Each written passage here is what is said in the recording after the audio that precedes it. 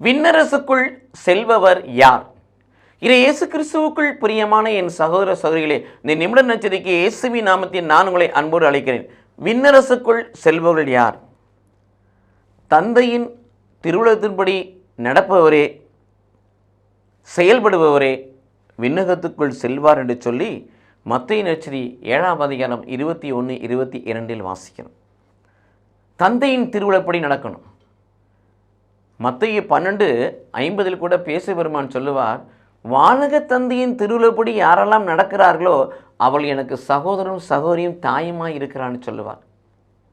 ஆக இந்த பூமியில் வாழுகின்ற பொழுது நம்முடைய விருப்பம் அல்ல, மனிதனுடைய விருப்பம் அல்ல, அரசினுடைய விருப்பம் அல்ல, உலகத்தின் விருப்பம் அல்ல, மாறாக இவர்களெல்லாம் உண்டாக்கிய கடவுளுடைய திருவுளத்தின்படி, திட்டத்தின்படி, தீர்மானத்தின்படி, விருப்பத்தின்படி, எண்ணத்தின்படி நாம் வாழ வேண்டும் என்று கடவுள் ஆசைப்படுகிறார். அவர்கள்தான் விண்ணரசுக்குள் செல்ல முடியும்.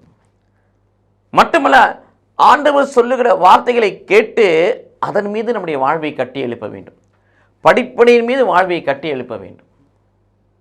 அவனுடைய வார்த்தையின் மீது நம்முடைய வாழ்வு அமைந்திருக்க வேண்டும். பிரியமானவர்களே, அவர்கள்தான் விண்ணரசுக்குள் நுழைவார்கள்.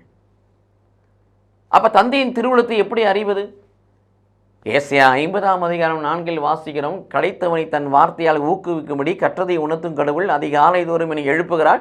எழுப்பி ஆசானுக்கு செவிமடுப்பது போல அவருடைய வார்த்தைகளுக்கு, சித்தத்துக்கு, திருவுளத்துக்கு செவிமடுக்கும்படியாக ஆண்டவர் என் காதுகளை திறந்தார். அதிகாலமே எழும்புகிற பிள்ளைகளுக்கு, அதிகாலமே எழும்பி ஆண்டவரை துதிக்கிற பிள்ளைகளுக்கு, அதிகாலமே எழும்பி அவனுடைய பாதங்களை அமருகிற பிள்ளைகளுக்கு, அதிகாலமே தேவனுடைய பாதத்தில் அமர்ந்து அவருக்காய் காத்துக்கூடிய பிள்ளைகளுக்கு கடவுள் தன் திருவுளத்தை, சித்தத்தை, விருப்பத்தை வெளிப்படுத்துகிறார்.